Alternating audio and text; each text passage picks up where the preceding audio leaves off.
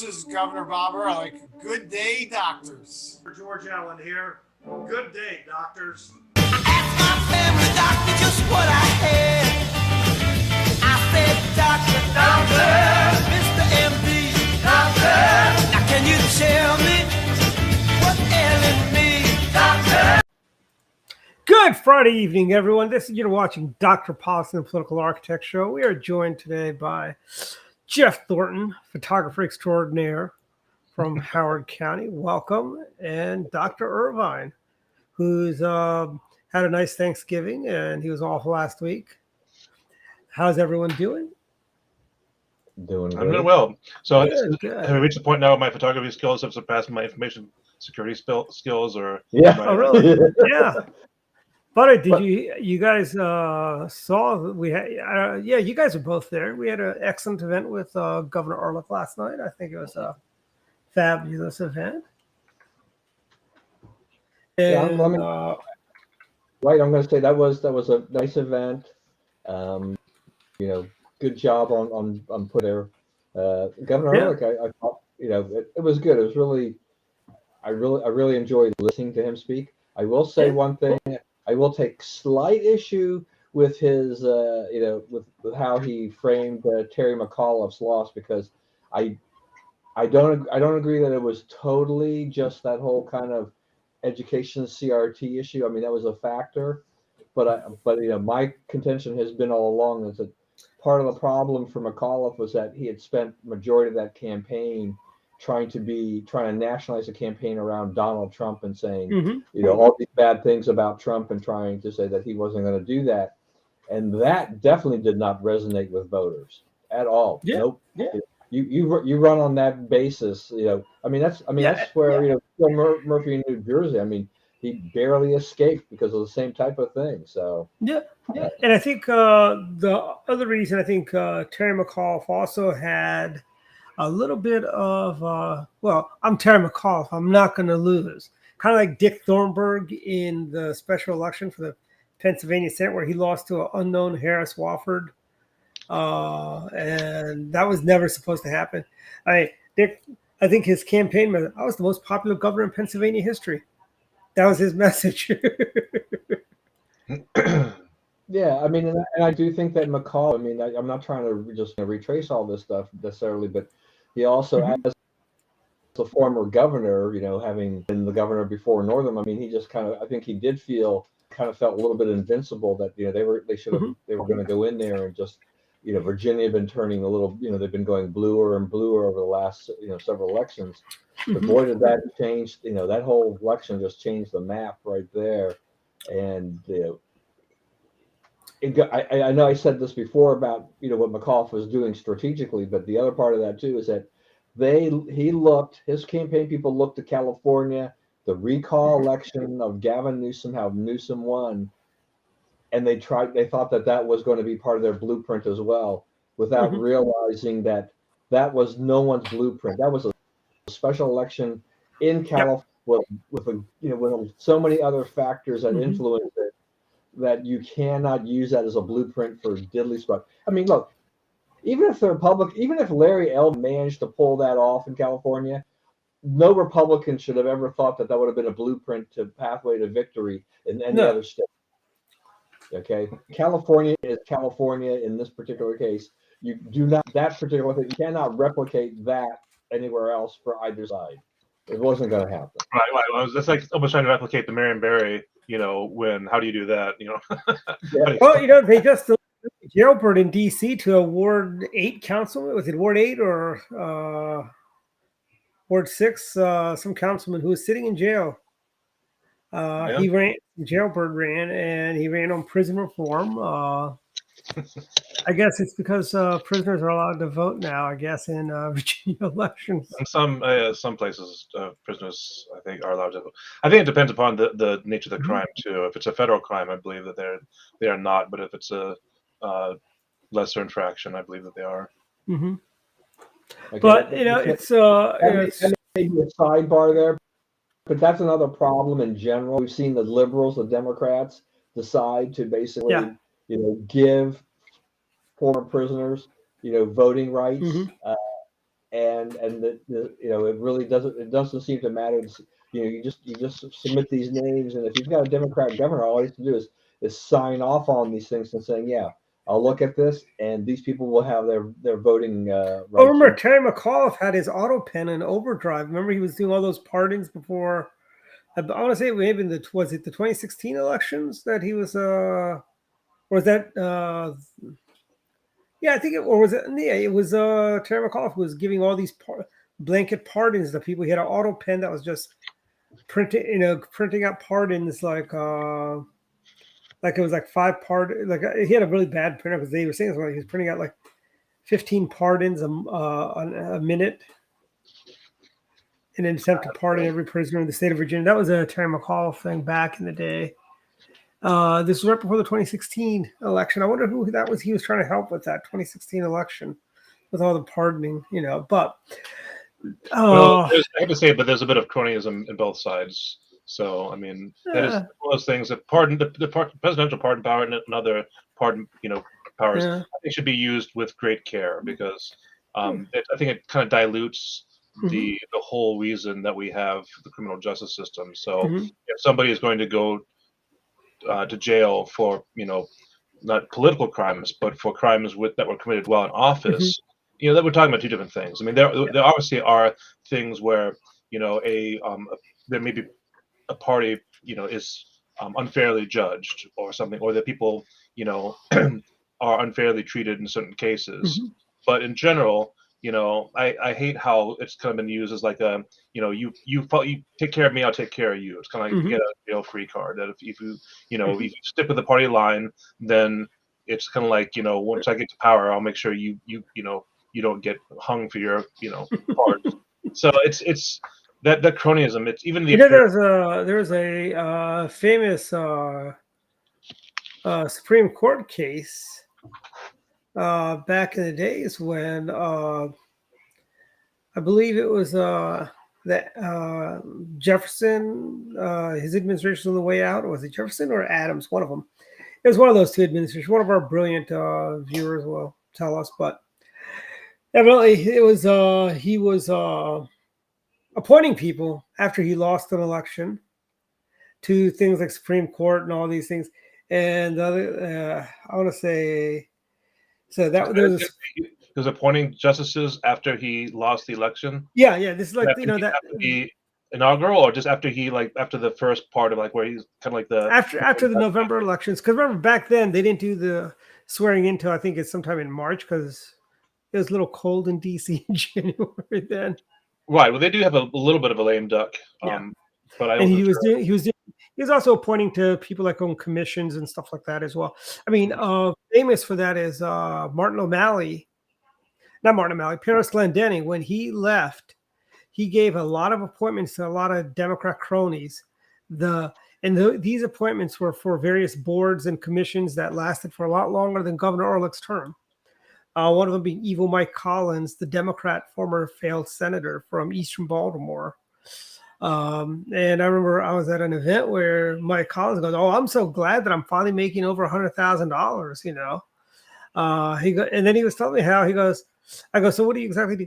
He goes, "Well, during session, I like to go to live in Annapolis and play cards with." I'm like, "Aren't you supposed to be doing? Don't you have a job to do that you're on this commission?" But evidently not. But it's good to be a Democrat, as Chris Plant would say. By the way, Jeff, Don. This might be before your time. Jeff, you remember Transformers, right? Of course, yeah. Yeah, I think the Who. Somebody there was watching an old episode of the Transformers. And they decided Omicron. That was a planet in the 3rd or 4th season of Transformers. Yeah, I don't recall that as much. I remember the Energon cubes and the Decepticons and the Autobots and. I wonder if the next one is going to be it'll be the Megatron strain or Galvatron strain or something like that. They got the Omicron strain this time. I mean, there's a really funny video. I shared it on my Facebook about these kids that are saying, they're trying to come up with names. Well, as long as they don't, what was the spin-off? Was it the GoBots? No, GoBots, that was the competitor. Actually, the GoBots were the originals and the Transformers were the knockoff. Okay. One of them had like really, really weak, frames and stuff. Like there was like a bicycle or something, Oh yeah, that was you're thinking actually. There was a scooter actually in GoBots, Right. but Yes. I'm sorry. Scooter. Yes. there was another rendition of Transformers called Transformers Energons where they had things like stoplights transforming and bicycles Yeah. transforming. See, The mini, they had these, where you have mini, the yeah, e-bikes and the e-scooters and the yeah. But that's where we know the Okay. Who came All up. right. Now let me first of all, I just want to go back real quick, and we'll go into the Omicron here in a minute. But back to Jeff's point about this cronyism type of thing like this. Mhm.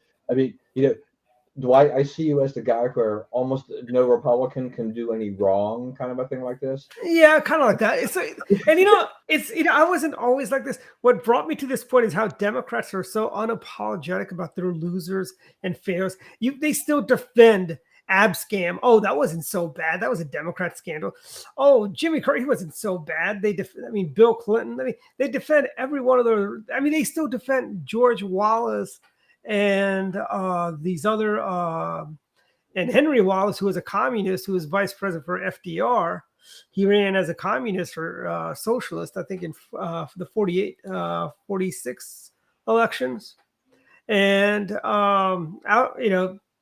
but my point is, it's seeing stuff like that. But I'm still critical of John McCain. I'm still critical of some of our Republicans that do bad things. Like John McCain. You're critical of John McCain because he went against party lines. No, he also didn't give me my picture. That's really the real reason. Go on, Don. And here's the I still like Mitt Romney. I think Mitt Romney, even though Mitt Romney has been a thorn in the side, he voted to impeach on one of the 3 counts for President Trump. I still think he's a stand-up guy. I still do think Mitt Romney's a stand-up guy. He actually does believe this stuff. He doesn't and that's good on him, but I've become that way because the Democrats they feel they're infallible. Our guys are much better. That's kind of where I started the rehabilitation of folks like Joe McCarthy and Spiro Agnew. I don't think have we been able to get Spiro's name on this show like this lately? I don't remember. But I'm still trying to get back to Jeff's point about this whole thing because what I was trying to say was that we always have Dwight being Mr. Positive on most Republicans. Yes. Jeff is trying to be a little bit more the voice of reason because I think no matter what, we actually need to be somewhat objective, even if we're going to be a conservative show or whatever. It's still true that the thing with pardons and a lot of these other things is that it's still a very partisan issue that whoever holds that pen holds that power, and it tends to be political payback kind of a thing. Favor is, Mark so Rich. Right, exactly. Mark Rich and all that kind of thing. So this happens. It'll actually be interesting to see what happens when Larry Hogan leaves office to see what kind of things he does because everybody does it. And Dwight, you mentioned these. You were talking about these boards and things like this. What happened with President Trump? They had that 1776 commission or whatever. Mm-hmm. Trump went wild. He appointed a ton of people for which the Democrats have been trying to sweep them out. They disbanded these things and stuff like this. This is part and parcel of how the politics is being played these days. Both sides do it. It's just the Democrats. Maybe the Democrats are a little bit worse at times. But the Republicans also will do this, some worse than others. And this is politics. Maybe it's the unfortunate side of politics, but it's politics. And finally, Dwight, just to remind you, my father voted for Henry Wallace. Of all those. Wow. Henry Wallace. That is where my father came. Henry Wallace and Adlai Stinson to the Irvine that he went to later on in his life. Wow, he went from Wallace to Goldwater. That's a pretty big turn. Wow, that's like, ACU back in 2000. They gave Eugene McCarthy an award. I believe it was because he believed in term limits. I think it was, or he was for a balanced budget. One or the other. I think it was tort reform. Is why ACU gave Eugene McCarthy an award. I remember when they were when Dave Keene mentioned, I go, "Is this to thank him for knocking LBJ out in '68 so Nixon could become president?" Because Dave Keene worked for Spiro Agnew, in the vice president's office. So I thought maybe it'd pay back. We've already gotten that twice. Wow, that's pretty good. We're only I know, like 15 and- minutes into the show. We've already got 2 sterile. And I don't know if you guys have noticed in the opening, we have 2 or 3 pictures of Spiro Agnew in the opening now. One of them where he's at Goddard. All right. I was gonna say I'm checking the Greek alphabet because this is how we're doing the variant, right? Mhm. So the next Yeah. Omicron, the next one in line is pi. Oh, please! They're not going to call.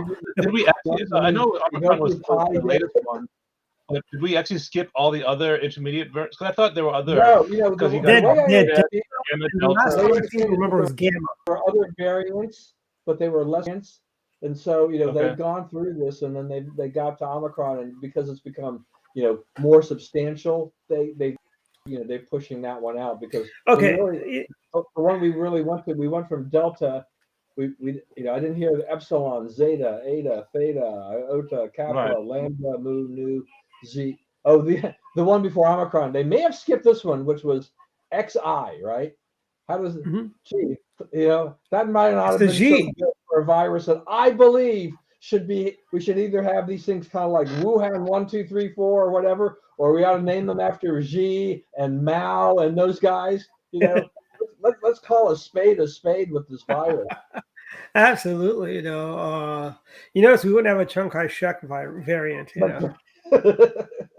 Yeah, I don't know. I'm still undetermined as far as the origin. I mean, I'm willing to entertain thoughts about this because, from what I've heard from the so-called experts, is people that normally create different strains and do viral research. There are markers that are pretty obvious when you craft a virus rather than when it is found in nature, and these have to do with when you do gene splicing, there are ways to inject new genes inside DNA RNA strands.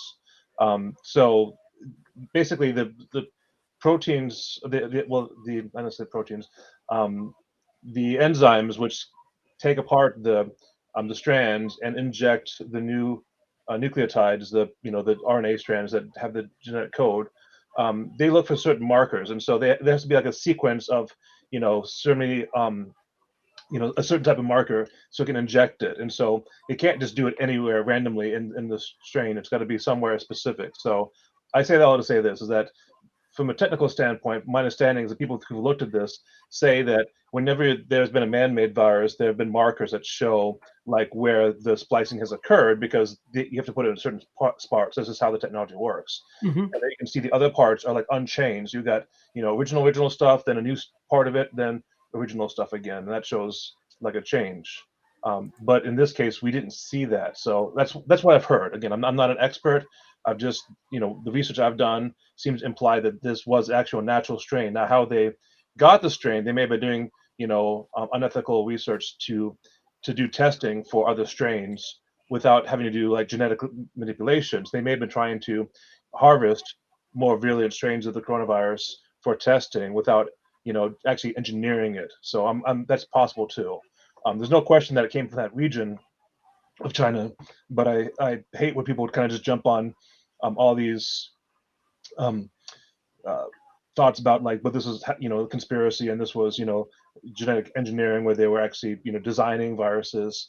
It's just one of those things that I think spreads a lot of fear without necessarily having a lot of factual basis behind it. Yeah, and I also think South African doctors are actually saying it's more contagious, but it's not any more deadly.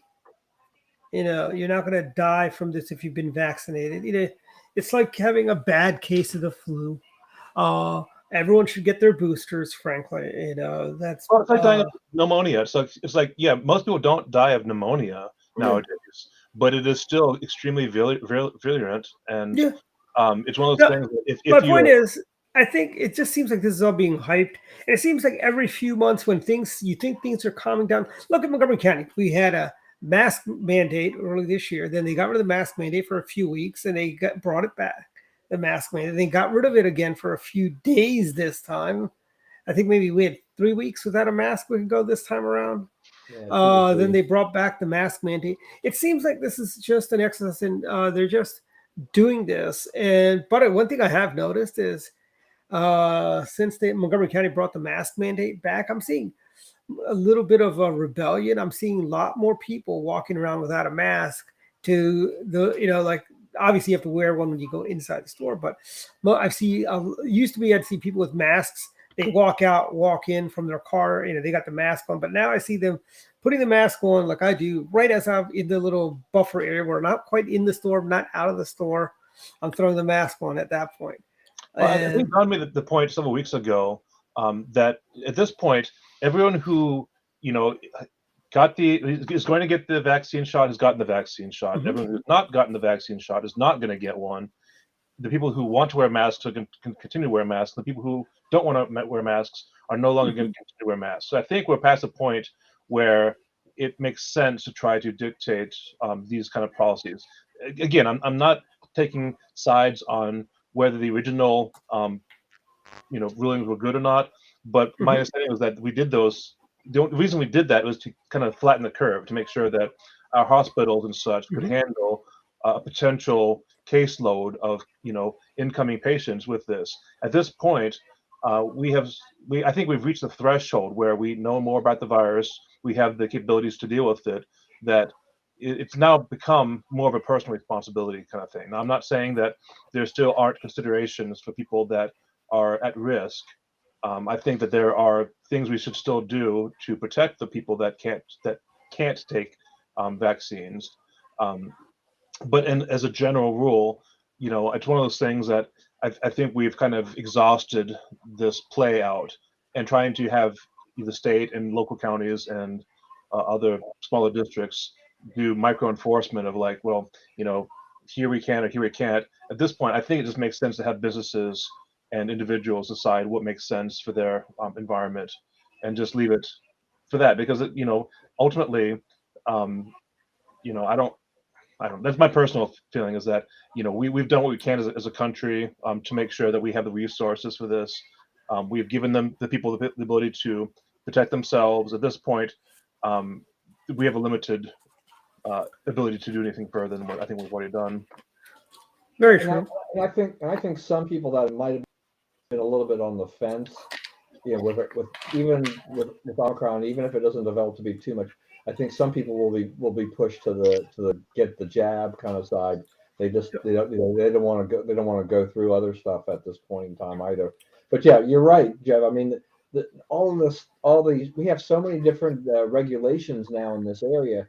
Montgomery County goes back to the mask mandate, and then DC lifts their mask mandate basically on the same time. And yet, at the time that happened, Montgomery County was at like 60 something cases per 100,000 on tested positive. DC was over 700 when they lifted theirs, right? Which also tells me that the metric that the CDC, their guidance, is off. It needs to be revised. That we're worried. I mean, Montgomery County is using the CDC as their shield, but really, I mean, 50 to 99 cases is enough to say we've got to wear a mask. It's not based on hospitalizations or anything like this. It's based on cases. Cases are not death. Cases are not hospitalizations. And this week, I went through that gamut of just the different regulations because, I was involved with, the church stuff that I do every 6 weeks and with our missionaries. And so we have the first event is in Montgomery County, so we knew what we had to do there. Second event was in Suitland, so we were masked up there for the most part. But the last one on Thursday, we were in Annapolis, so it's Anne Arundel County, I believe, is that. Yeah, no mask. So we didn't have to do it. Is there any difference really in terms of what's happening in these areas? Not really. I mean, look, people are going to sporting events. They're gathering football games and things like that outdoors. There's a lot of these things. I saw a lot of people at the White House Christmas tree lighting yesterday too. The National Christmas tree lighting they did. I mean, we're not seeing any big spikes as a result of these things. So I think the CDC's got to go back here and revise some of this. I mean, we've got wonderful Dr. Fauci said not to get too worried about Omicron, which I don't know if we should go the other way every time Fauci speaks or whatnot, because I think his credibility is kind of shot and everything like that.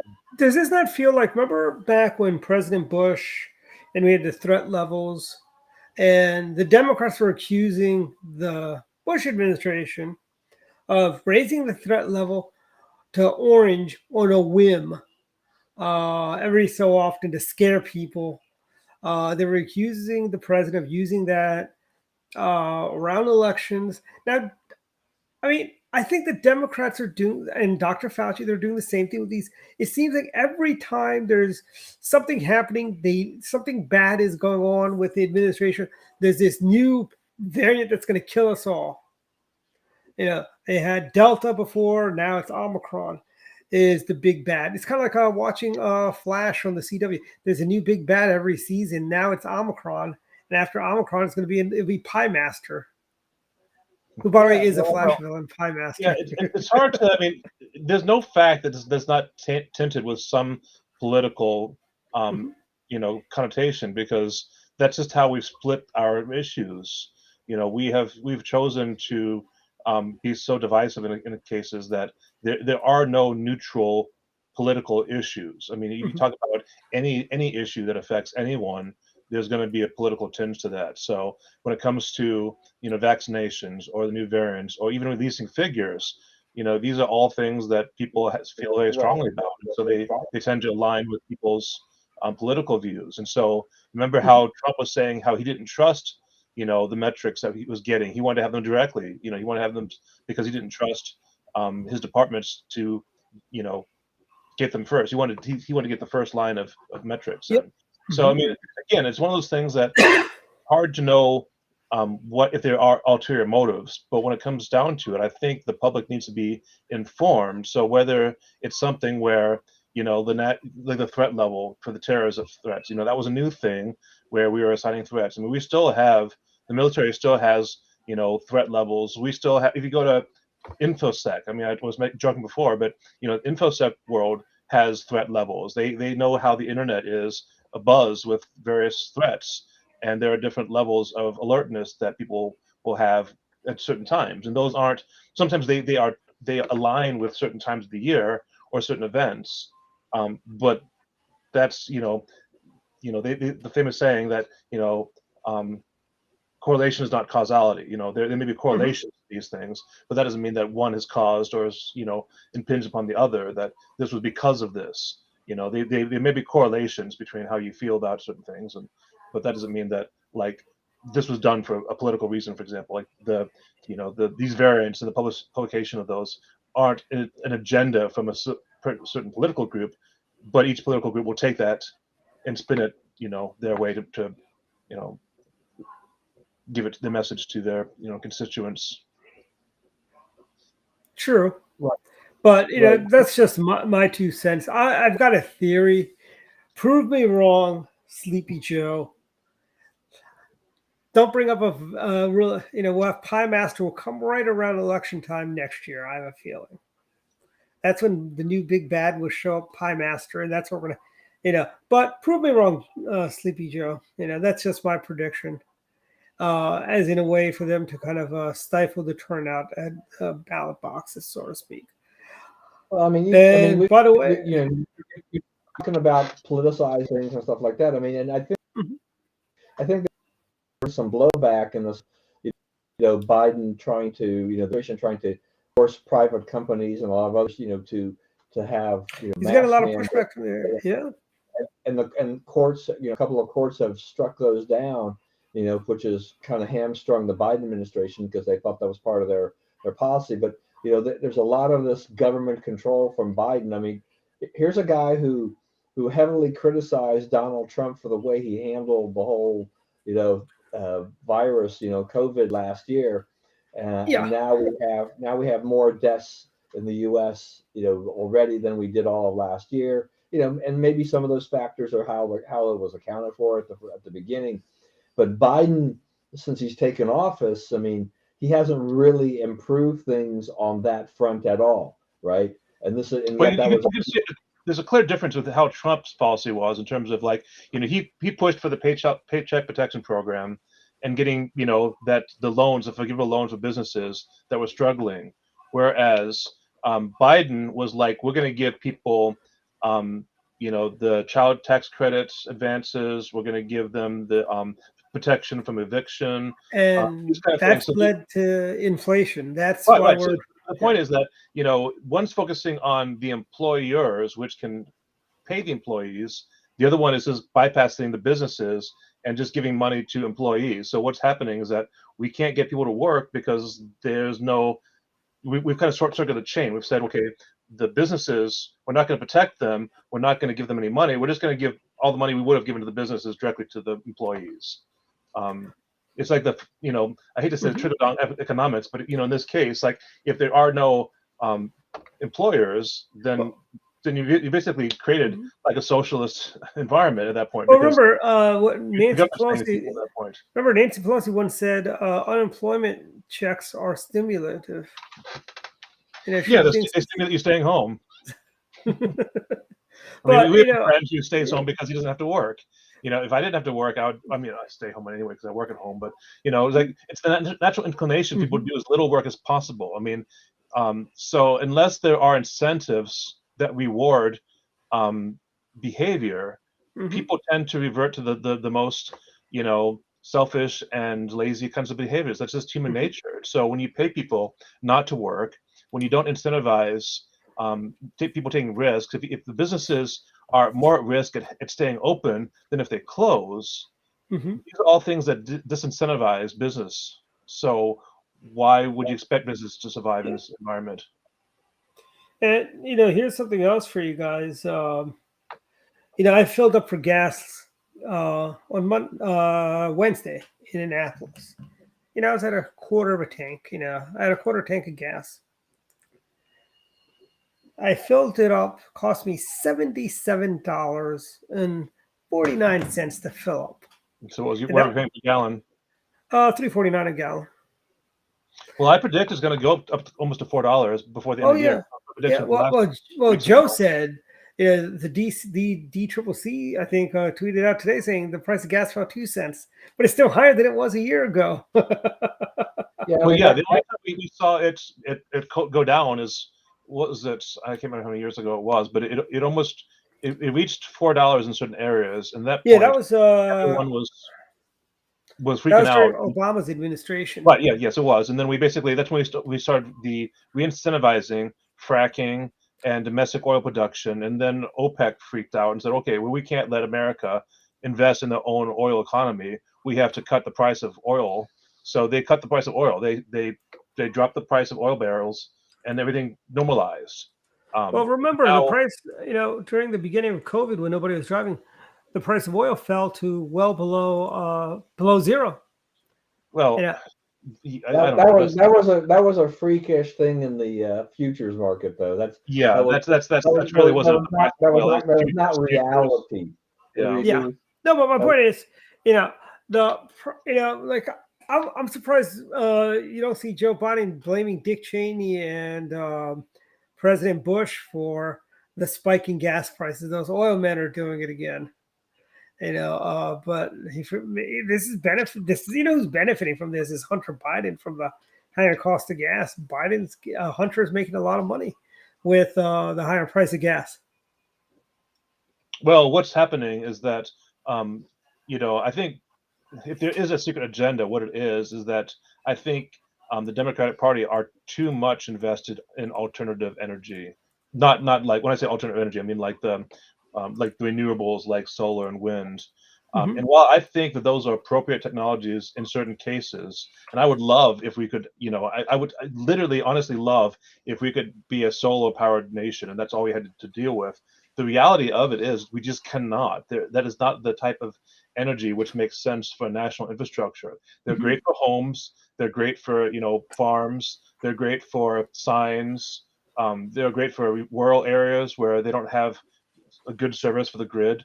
But solar and wind put more of a strain on the national grid than they do to help it. What we need solid, reliable, clean energy. And that's nuclear. It's nuclear. Nuclear is the cleanest energy right now, because we're basically, we haven't created any new nuclear plants in, I don't know, 30 years now. And these are the old, like General Electric, big tower, low pressure water reactors. sorry, so light water reactors, not the high pressure, but light water reactors, meaning that Yeah. they're just it's just water. And There are other, and go nuclear ahead. technology has also progressed. We've come a long way Absolutely. since. I think the last nuclear plant built in America was somewhere in California. I want to say in the late 70s, early 80s, maybe in the last one that came online. Well, even Or in California, we have other technologies. So the big thing you mentioned occasionally about Nixon, as much as Nixon had his cronies in California that he was trying to support with the nuclear agency, at that point we had decisions. We had like, okay, are we going to do this one type of reactor or this type of reactor? Mhm. Because he had friends in California, he pushed for a different type of reactor. But there are other types of reactors besides what we're just using, even back then. And I'm not even talking about the salt water. The molten salt reactors. I'm just talking about normal traditional reactor designs, and they have to just do with how you deal with the neutrons and how you reduce the speed, and there's kind of things like that. And part of it has to do with like if your intent is to make nuclear grade weapons grade material or not, because there's different reactor designs based upon what your goal is. But anyway, the point is that there are different reactor designs based upon what the target is. And so if your target is to like have clean energy, the new designs that actually were built in the 60s for the thorium reactors, those actually clean up nuclear waste. So we talk about how the big problem with nuclear energy is that what do you do with the waste? what's you called We Yucca have Mountain? this trans uranium waste material that has this half-life of billions of years. First thing is that people don't realize that the longer the half-life it is, the less radioactive it is. Uranium has a half-life of 4.5 billion years. So that means since the Earth was created, it's only lost like half of its content. So it's weakly radioactive. I mean, you put a lot together and it becomes stronger, but naturally it's pretty weak. Thorium is even weaker. It'll set off a Geiger counter. You'll hear it, but you talk about like the trillions upon trillions upon trillions of atoms. You're getting a few of those per second. So anyway, the point of it, the longer the half-life, the less reactive it is. So the more reactive it is, the shorter it stays around. But again, thorium can actually take the stuff that we don't know what to do with, the waste, and actually process it because it becomes molten. It actually will take those material and consume it as part of the process. So it actually cleans up nuclear material as well. So there's, I'm not trying to get into too much the technical aspect, other than to say that, if our goal is to have clean energy, there are options. I mean, we are investing in, in fission and fusion And technologies. yeah, and here's something else. I think where everyone the EV craze right now, but I tell you, Toyota has a car called the Mirai, I believe. It's for about you get a entry level. It's a hydrogen powered fuel cell. 76 miles is the average EPA estimate on the mileage you get on a full tank of. It's 76 miles a gallon on hydrogen. Oh, I didn't know. Okay. And in California, they do have hydrogen filling stations. And I think hydrogen it's actually cheaper to put hydrogen in your car than it is to actually even put EV in. I don't know. There are each fuel type has its own challenges. Let's put it that way. There is no super safe fuel. But here, gasoline explodes, diesel runs away. But hydrogen, what's the byproduct of hydrogen? You know what it is, right? Well, it's water. Yeah, Yes, exactly. It's clean. The whole point of an internal combustion engine is you have an explosion. You can't have a non-explosive engine. Yeah.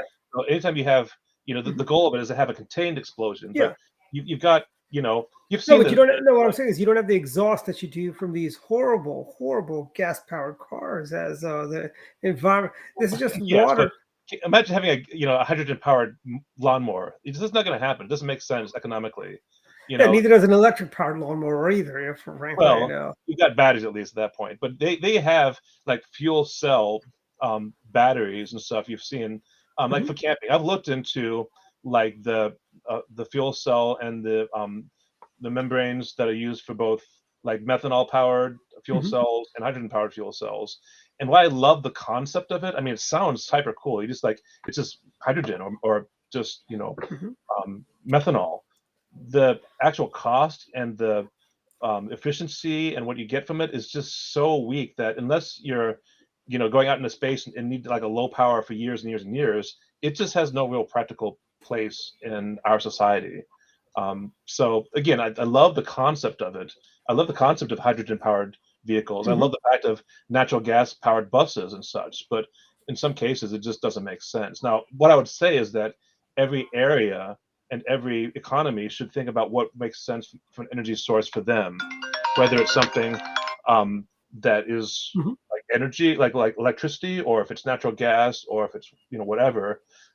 There may be certain energy types that are better for certain environments. Like for example, South America, they grow sugarcane, and so for them, making alcohol-based engines makes a lot more sense than gasoline, because they can actually grow sugarcane, make ethanol from that, and then power the vehicles from that. That makes sense.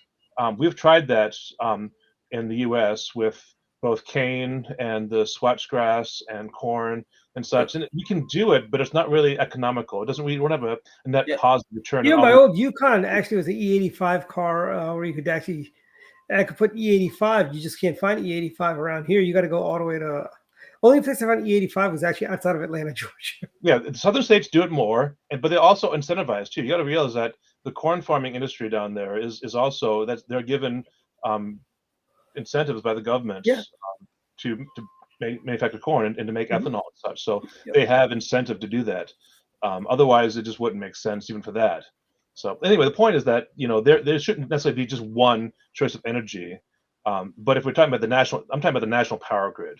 For those, we have to use reliable, high output sources, and there's only very few of those. Obviously, in Nevada, you can use the Colorado River, the Nevada dam.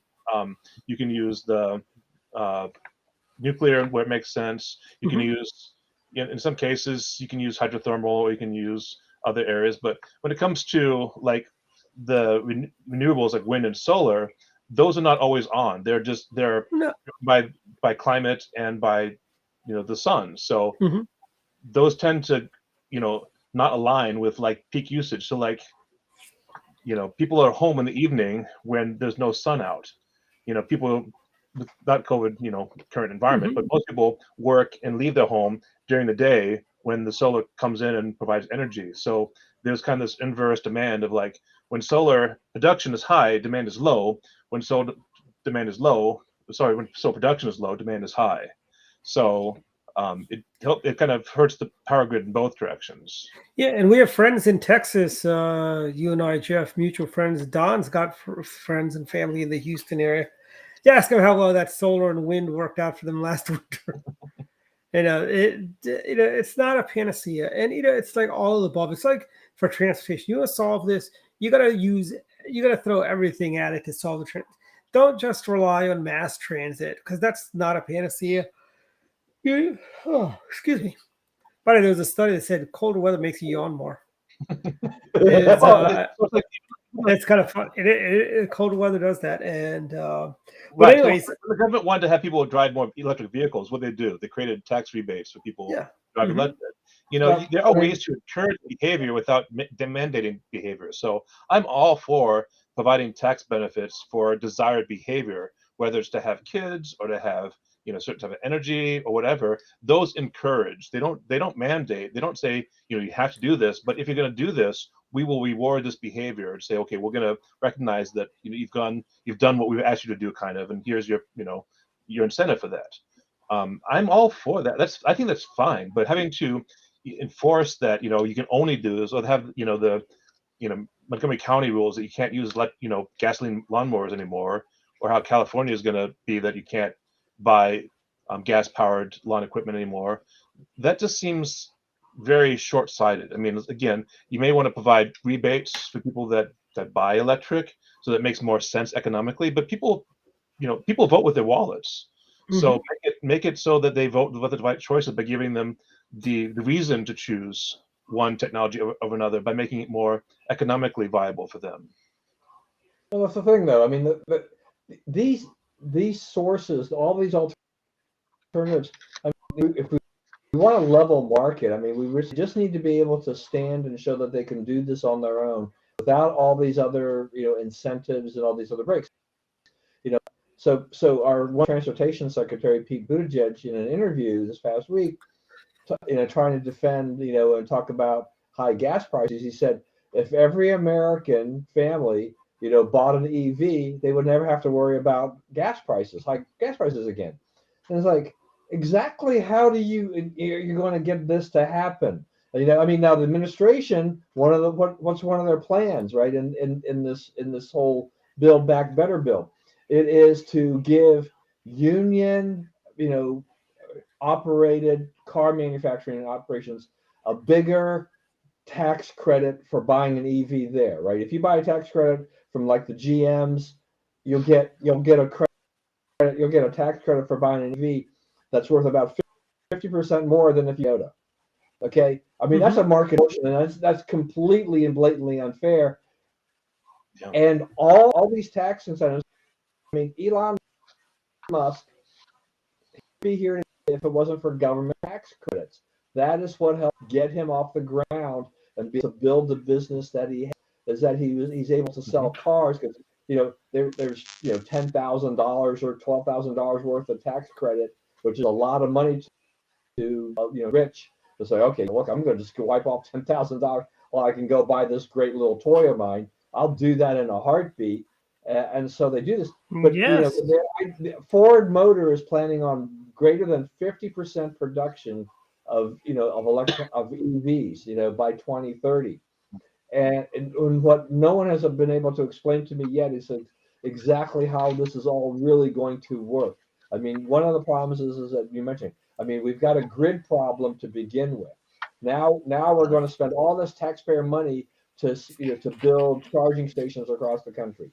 But I still say, you still need about 30 minutes minimum to charge your car. So how many charging stations do you have? Where do you locate them? How big a line? How much demand you're going to get in that? We've got thousands, millions of people live in apartment complexes. Does that mean they're going to find a way to in the parking lots of these complexes to build charging stations? None of this makes any sense to me. Yeah, just too. So consider again. I was kind of joking last night at the meeting how I don't want to be president. I want to be in charge of FEMA. So I'm thinking consider that there's a problem we get a tropical storm or we lose power for God help us more than a day. That's not just our homes now. That's also our transportation and infrastructure we've lost now because obviously we have no heat because we have no fans and no anything else to we have no communications because everything is wired, internet and such. We have obviously we have phones, but we have no, hardwired internet. We have no vehicles because the vehicles are all, if you go electric, once those run down, they run down and we can't charge them because the charging stations don't have power. So we basically hooked all of our, put all their eggs in one basket, as they say, Yeah, and because our power grid can't handle it, both the load and the fragility of it, and the fact that we have, we have power outages all the time. This is just a normal thing. We think about how much they affect people right now. It's going to just get worse. It's not going to get better. It's going to get worse. Yeah, and here's something else. Montgomery County, I think they've bought 50 Mustang Mach-E police packages, which are going to be all electric police cars. And Elric has mentioned he'd like to see all of our police cars be EVs. Now, what's going to happen when we have, let's say, a Hurricane Isabel situation where we lost power for about 2 weeks? Are we going to see lawlessness in the streets because the cops aren't going to be able to respond to emergencies? No ambulances or fire trucks. They're not going to be because they're all EVs now. You have to So it's it's very incredibly short-sighted on these people. We're not at the point where, where we could have put these massive generators that can charge up hundreds of cars really fast. It comes down to. I want to say something else too about what Buttigieg has said. Jeff, I think you're right in the sense of when you're in some of these rural areas. If you've got sun, you can put a solar panel on there, and it makes sense, and you're generating some electricity. I think that's the problem with that. One of the things he was saying too is that this whole EV thing, all this stuff, is perfect for rural areas. and I've been struggling with this. I'm trying to think like if you're on a farm, to me, you're generally spread out from a lot of people. How does having an EV, how is that ideal? You can charge up at home, but then how far can you go? I mean, you're usually going to be a fair amount of distance from the nearest town, and even that town is likely to be small, kind of small town, middle America kind of thing. They're not likely to have a lot of charging stations there. I mean, I just think that here's Buttigieg, who was the mayor of South Bend, Indiana. It's like, doesn't he know any better? I mean, how dumb is this guy? I don't. Which goes also to the point of They've companies that great market for high-speed internet too. It's like farmland. They've got such a wide area. It's a perfect delivery for high-speed internet because you want a cable line down there. They don't have to worry about all the neighbors sharing the bandwidth. All the bandwidth goes to them. True. It's called that's not the reason that it's good for the internet. But anyway, I mean, Pete Buttigieg. I mean, how did he get this job? Is what I'd like to know. Was this his reward for dropping out? It's just like what Jeff said about the pardon and stuff like this. This is all cronyism, right? I mean, you look at the people Biden. I mean, there isn't a president that is innocent of any of doing this. Is that they look at their some of their allies or some of the people that challenge them, and they say, okay, I'm going to make nice with my frenemies or whatever, and I'm going to put them in a position. What qualifications did Pete Buttigieg have to be transportation secretary? None. He dropped out at the right time. That was his qualification. And yet he's considered a potential top contender in 2024 if Biden doesn't run again for the Democrats. It's like, shoot me now. Jeez. Yeah. Are we that bad? Are we that bad with our decision making that we would consider this guy to this? Plus, I mean, he was on maternity leave, while all the stuff was going on as gas prices soared. We heard not a peep from the transportation department about any of this, right? And Biden is clueless, so he's no help at all. He has no idea what the heck is going on. Right. Well, I heard we opened up our strategic oil reserves a little bit, but these are like, again, that's not a long-term solution. That's to deal with like a shortage. 2.5 days of production. Whoopee. I mean, last night we were all at the book party for Governor Ehrlich. His book was slated to be out in June. He is just now getting the physical copies of the book because when we had our spring convention at Maryland Live, we did a book party. The books weren't ready then because they were stuck on some transport probably outside of Long Beach. And they can't get into the ports. And all of a sudden, it's like, what this whole supply chain thing, it's only going to get worse. It's kind of like, speaking of which, just real quick, Dwight, did you get the email I sent you about Intel developing this new fab plants in the U.S.? Yes, that was from the Wall Street Journal, right? Yes, right. So I'll just talk just for a few seconds about this, but I'm very pleased that Intel has committed to developing their own chip fab plants. It's been one of my issues such a long time ago, is that basically Taiwan or Chinese Taipei and Malaysia are the only two places. Taiwan. Yeah, I know. The Chinese call it Taipei, but we only have two areas in the world that are that produce chips, and pretty much it's TMC and Samsung are the manufacturers. So everyone else who makes chips is called like a chipless fab. They send out the designs these places, they make the chips.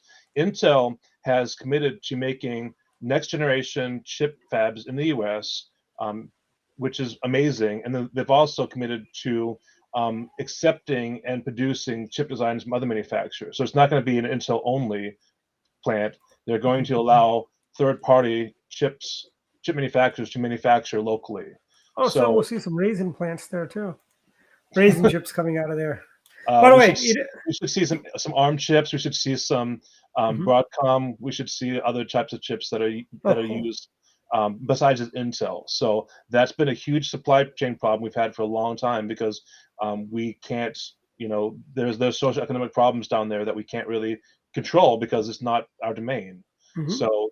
Right. I mean, it's going to take a number of years before those plants are ready, but it's a step in the right direction.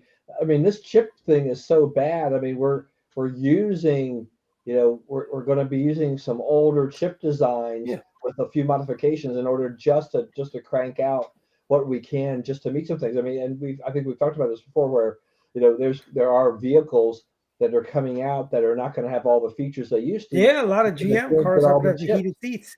Yeah, And by the way, the GMC Yukon, the SRT version, that one has, it's really a nice, if you go off-roading, it's really nice, and it's got the magnetic lifts and so on. Anyways, but they initially were supposed to have a charging pad for your iPhone or your smartphone in general.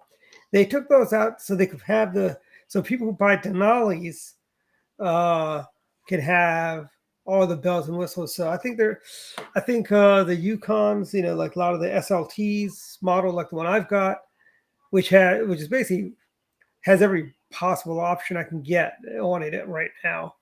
They'll just be taking out a lot of the options. I bet they take out the heated seats. They take out.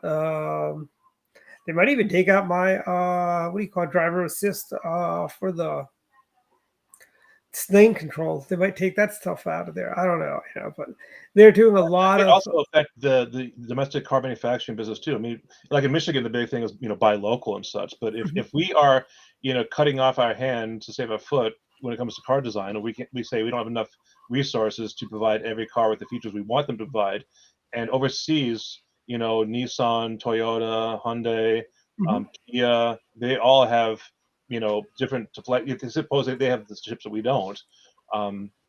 Especially like you may say Kia, because Kia is a South Korean Yeah. car manufacturer. But Kia makes fine automobiles. But again, talk talk I about just, like the competitiveness between the U.S. and the foreign. If we say that U.S. cars, we have to go back to manual windows because we can't afford the motors, which slow down automatically. But Toyota, Lexus, Hyundai, all the people have all the features plus more. Then obviously consumers are gonna be like, well, why buy U.S. when we can buy foreign and get all the features we want? Well, you And I bring think up one of the an best interesting point though, because overall, I mean, here's the thing: is that the chip shortage. I mean, how much will that innovation, design, improve safety features because we can't get what we need to take care of those features? I mean, this is the one thing. I mean, old enough that we have owned or had our parents multiple vehicles in our lifetime, and we have seen the vast improvements, in these vehicles. I mean, you just mentioned the roll down windows. I mean, come on. If I told an 18-year-old about a roll down window, manual roll down window, they'd be looking at me like, like where did you come from, right? I mean, that all those kinds of things that we are used to doing because we've got these chips that are just doing all this stuff. But how much, I mean, I think that's part of the thing that people who are, who work for a lot of these auto companies in the engineering, they're like, okay, what can we do to make the next improvement? And even if it's minor, it's still the competitive advantage if we can jump a little bit ahead of this guy. Absolutely. So, Well, you think about Tesla and they're trying to get better AI for staying in lanes. You look at all the artificial intelligence optical stuff. That's all NVIDIA stuff. NVIDIA does the deep learning, the AI stuff, all the all of it. But they're the leaders in that kind of assisted next gen deep learning stuff for AI and for optical stuff. So if all the stuff that deals with like staying in the lane, doing adaptive cruise control, predictive braking, all those kind of things are geared with like these next gen chips that are designed to do deep learning neural processing and stuff like that are made by like NVIDIA and the like. These are not typical like processor chips you put on a PC and just run Windows on. These are special chips like a graphics card that are specifically designed to look at a large data set like an image and say, okay, here are the lanes in this image, and here is what I should do to predict like the fuzzy logic that like says something's happening and we need to adapt to that. This is the kind of learning stuff that's currently going on that requires these chips, which we don't have access to because the chip shortage. So, Don, I think you're absolutely correct on that. Yeah, I mean, NVIDIA wants to, they struck a deal to buy ARM, right? And now the Justice Department has come out and said no dice. So there's going to be because ARM is what that's even the M1s. That's an ARM processor. most of the phones use ARM chipsets. ARM is, put it this way, ARM is a core. So ARM is not like a chip. ARM is like x86, and it's an instruction set. But you can, when you create like an ARM core, you buy the IP and you say we wanted like an ARM v7, v8, whatever, and we want to these specifications. But the instruction set's the same across the board. But regardless, having NVIDIA have all the IP for ARM means that everyone has to work with NVIDIA now. That Apple has to work with NVIDIA, and there's bad blood between them, and that even Intel has hybrid cores where they have some part ARM, part Intel processors. That means they would be forced to work with NVIDIA, and there's competition there. So it's like I don't think it makes sense. Plus, of course, it's one of those things that you give too much power to one company, they can set the prices, they can artificially control production to squeeze people to pay more for their licensing and chips. So I don't know. Yeah, I don't think that's a good idea. And wow, we just hit 8 o'clock. I just noticed. We can talk about Yeah. Chef has But, been talking quite a bit tonight. yeah. But- topics I can talk about. So Yeah, I mean, here's the. Sweet spot tonight. yeah. And maybe we should start doing a tech podcast also at some point. I'll find tech. That'll be like 3 Yeah. hours long. That'd be like the old Dr. Politics. Remember we used to do at the studio, like when we were doing at the party offices. Then Bats came on, and then Bats kept us to 1 hour. We used to go for 2 hours sometimes. Mm-hmm. 2.5 hours. Like the Linus Tech Tips, when it does like they do the WAN show, it's kind of like a free thought about like here's the industry, here's what's going on, here are your thoughts. We used to even do food tastings when we did the old show at the secretary office. Like, we did a cake tasting to settle the argument who makes the best cake. Is it a cheesecake or a pound cake or one of those really good cakes at the giant? Yeah, birthday cakes, I should say. But there's bundt cakes too, like the ones that are circular. Yeah, I see bundt cakes. I don't see them that different than a pound cake, really. Like a Sara Lee, a pound cake, Angel Food Cake. I put them all in one block. That's like saying all cookies are the same. They kind of are, except, well, no, I will not say that, because there's some brands that are much better. Like Tate's cookies are really good. They're overpriced, actually, if you ask me, for the quality, I think. But yeah, if we ever get past this and maybe we should do a cookie tasting at some point. I'll send everyone some bags of cookies, and you tell me which ones you think are the best.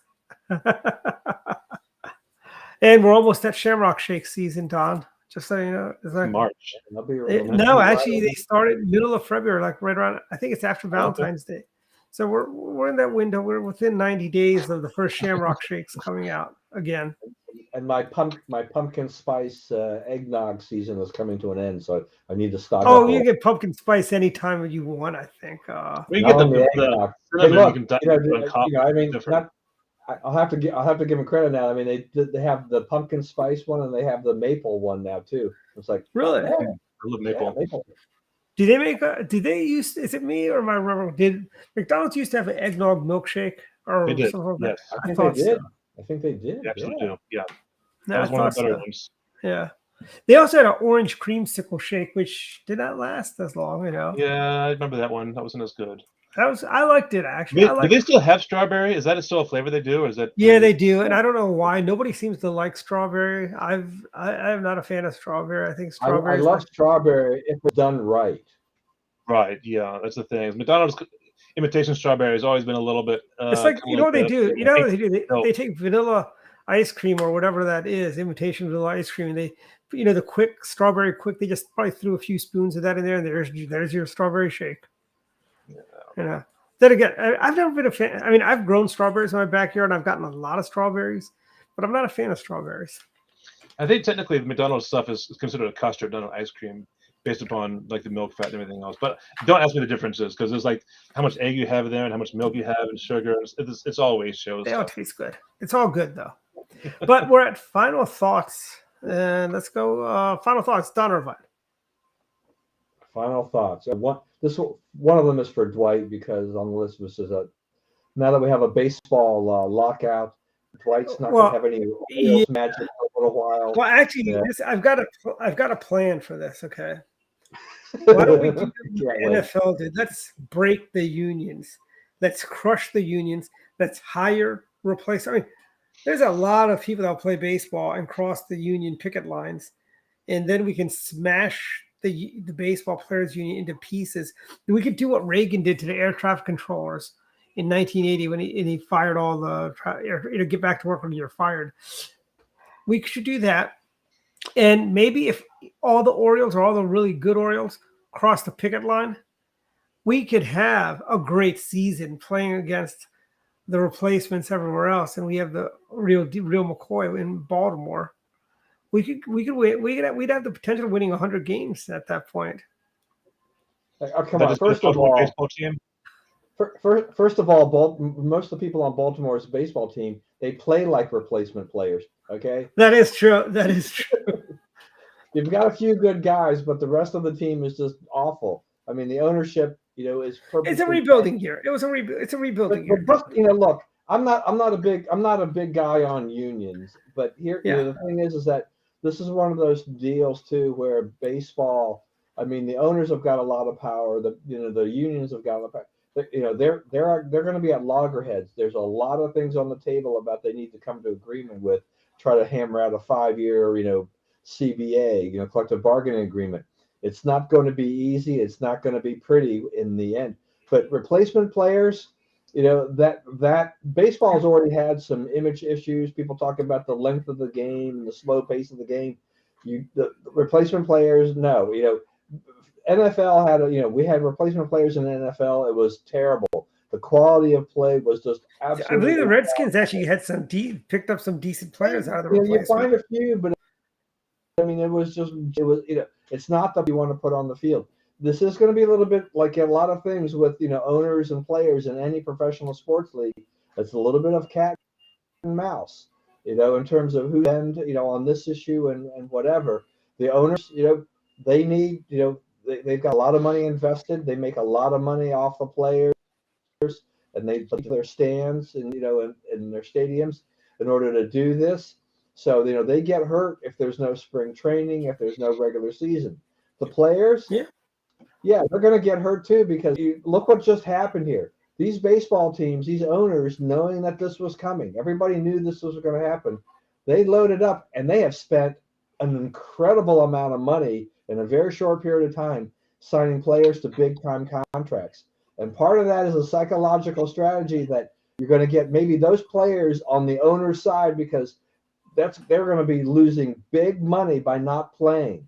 Mm-hmm. So they're going to the hope there for the owners is that they get some of these star players that just signed these humongous contracts, including Max Scherzer, who got Steve Cohen in New York is paying Max Scherzer $130 million over 3 years. The guy's 37 years old. This is absolutely insane. I love Max Scherzer, but nobody can tell me he's worth $43 million a year at age 37. But he is worth a lot of money if he can convince the other players that they need to take a lesser CBA so that everybody can get back on the field and everybody can make some money. I mean, look, the minimum salary in baseball is like $570,000. Not a horrible living, but it is very small if you're looking at Max's salary.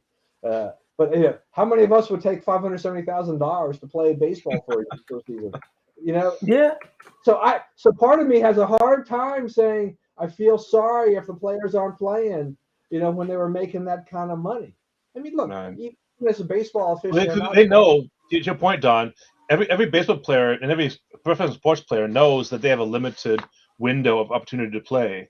That exactly. First of all, they could be injured, or they could just get old, or they could be traded or something. There's a lot of reasons why their income year after year is not guaranteed. Even if they have like contracts, those they may have clauses which take it. There is an exception to that rule though. Look up Bobby Bonilla. Okay, the New York Mets are they're still paying him millions of dollars a year to not play. The contract they signed him to.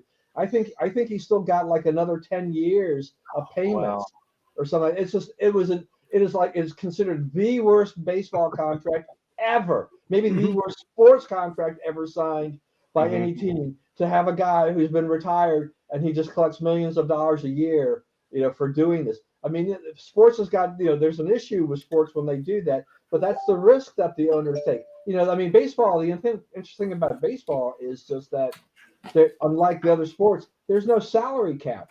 Baseball players don't want that salary cap.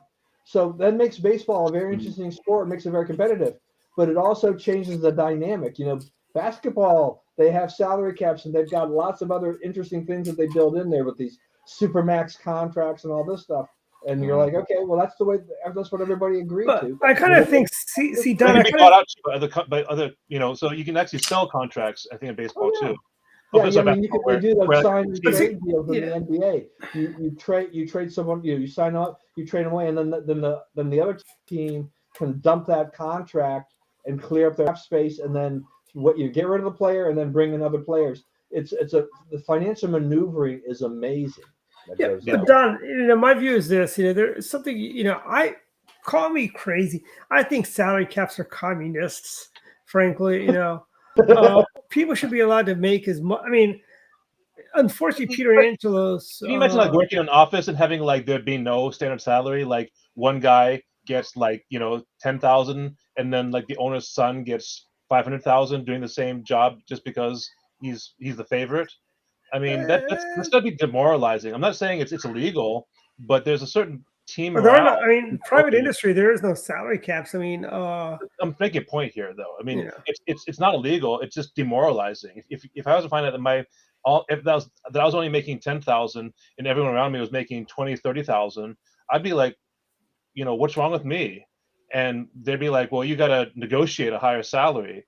And I'm like, because there's no standard. And I'm like, well, not everyone has the ability to like be forceful. I'm not a very forceful person. If I had to like negotiate my own salary every time and my own raises, I'd hate it. It'd be like, I'm just not the kind of person who would be pushy for that kind of stuff. So, but on the other hand, I'd be very demoralized. I'm like, nobody values me. I'm just like, why do I even work if I'm not getting paid for this? So anyway, I'm just saying there's got to be a team morale aspect of it as well. I think that plays into it. More for basketball, because that's more of a team sport than baseball. Baseball, you have positions, but in basketball, you actually you got the whole team that works together. So that's a more intimate play field than baseball, in my opinion. All right. Well, that final thought took a lot more than I thought, so I'm going to end it there and give it over to Jeff.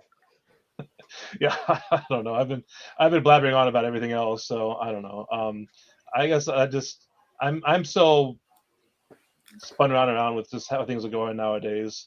I'll go back to some of the Don's first comment about how I appreciate you kind of putting me as like the middle voice here.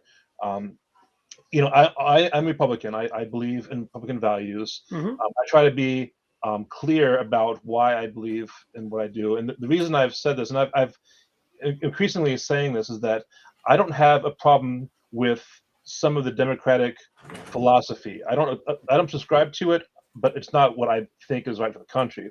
But I'm not intrinsically opposed to it. I don't think but then we talked about last night, like the old Democrats versus the new Democrats. So the new Democrats have a more socialist agenda than I'm comfortable with. But having a normal like Democrat who believes like a traditional Democrat who believes in different values, I can have discussions with them about like social programs and the whether it makes sense to have government oversight for this thing or not. There are pros and cons. These can be reasonable debates that two people can have differences on. But things have become so polarized now that it's like there are no middle grounds. And Governor Ehrlich made the point last night about how the Democrats are kind of like they're basically putting fear in their own party. It's like nobody can speak up to the Democrats, because the Democrats who have the loudest voices are the ones who have the most extreme views, and everyone who doesn't subscribe to it gets, if they speak up, they get branded as like not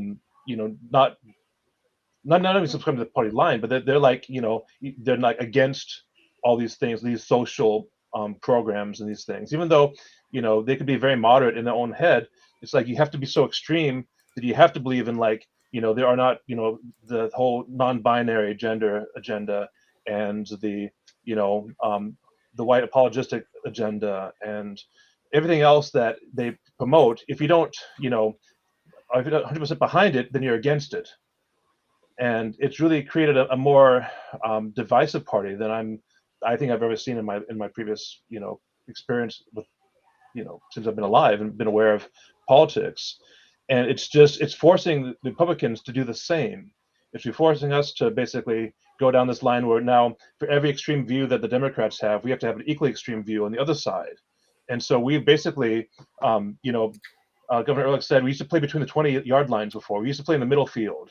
We were all like, we tried to move the ball back and forth, and we would punt occasionally. We would make these small goals, but we'd never do the touchdowns because we'd never have enough control to basically push the ball to the end zone.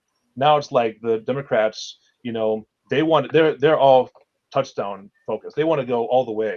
They're not willing to compromise. They want to score to the goal, and it's forcing us to play the same way too, which is just it's sad because it's become a lot more divisive. And in those cases, it's like, you have to worry about these things. Like, when we get the ball, we're going to run with it as fast as we can.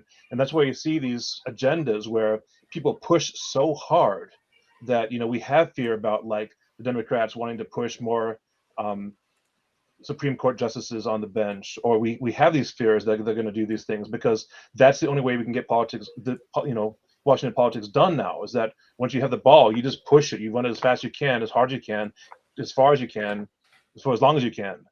And now it's like, there is no discussion. There's no middle aisle, like, let's come together and figure out what works for the American people. Now it's just us versus them. So that's the thing that I think is most tragic in this day and age. And I just hope that at some point we can kind of get back our footing and realize that, this divisive politics is not good for America, that, we can have different viewpoints, and there are going to be different people in the country that are served by different parties. I mean, I can freely admit that, that how things currently set up, a one-party system may not be the best for the whole country. There may be parts of the country which are better served by special interests that are geared to that particular part of the country. I don't need to have the whole country be 100% Republican to feel that, we have a good country.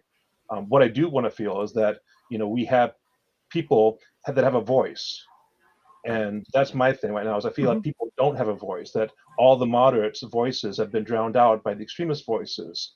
So now we have to basically, pick a team, because if you don't pick a team, it doesn't even, you're not in the game. So I don't know. I've gone on a little bit about that, but it's just, that's kind of how I feel, how things are kind of devolved right now. I really appreciate the governor coming out last night and talking. I'm anxious to read his book and to hear what he has to say. I feel very privileged to be part of, you guys and all you've done to bring me up into this. And I just want to extend my thanks for you. And I guess that's all I got. So. And I've got a couple of final thoughts.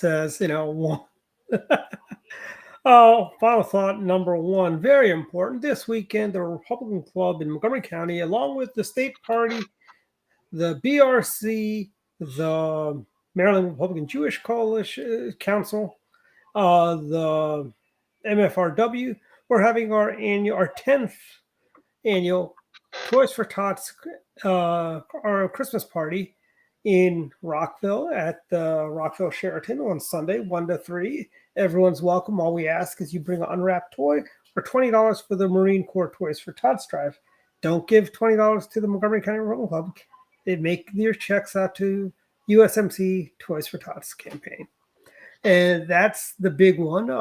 We're approaching the end of the year, so we're going to be doing our annual. People should stay tuned for our annual year-end award shows that we're going to be doing. This year we got a lot of fun categories, and we're going to be sending out to various people to vote on these topics. And one other final thought is, if you missed Governor Ehrlich last night, You can still go buy his book on Amazon.com. Let's make that the #1 book on Amazon right now. Go out there, buy a copy. But I bought a copy on Amazon as well. Let's go out and make Governor Orlick's book the #1 book on Amazon. And a big prediction here. This is just I think the dream ticket for. I know everybody says, "Oh, Larry Hogan should be our next senator," but as Obi-Wan said, there is another, and there is another, and the other is Cal Ripken Jr. for U.S. Senate. If you guys remember, in 2002, the Maryland Republican Party did reach out to Cal Ripken to run for governor in 2002. So, I think Cal Ripken could win statewide. He'd be a great senator, and he'd be a great addition to the United States Senate. He could be the 51st senator to give the Republicans the majority. And that's my final thoughts.